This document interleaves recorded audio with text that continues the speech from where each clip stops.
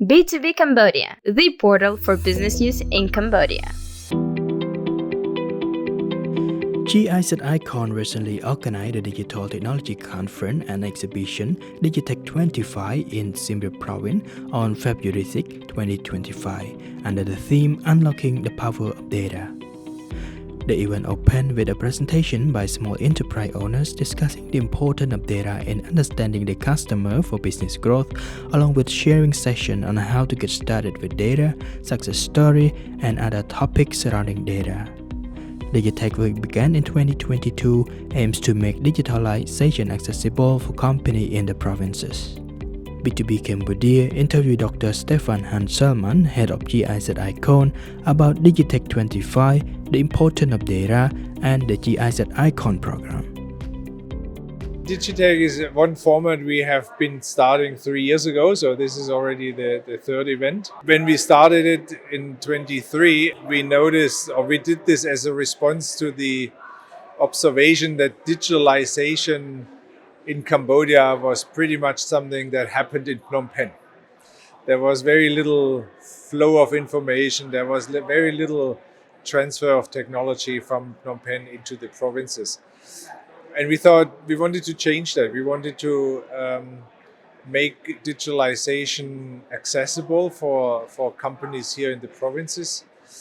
And we wanted to show, and still want to show, that digitalization is not rocket science to the extent that it's something companies here in this part of Cambodia couldn't do.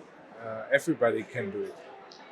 Yeah, I mean, data in general is nothing new, right? I mean, the data exists all the time around us, and everything we do and everything we look at is basically data of some sorts in some form. And whether it's the customer that comes to a shop, or the product somebody buys, or the price somebody pays for a product, all these information are data. And data matters because it is in many ways objective information. So it provides companies, it provides entrepreneurs with facts and figures that allow the entrepreneur to base his decisions on facts, on data-driven information, and rather than relying on some gut feeling or some intuition, data would allow for some quantitative decision making and also for some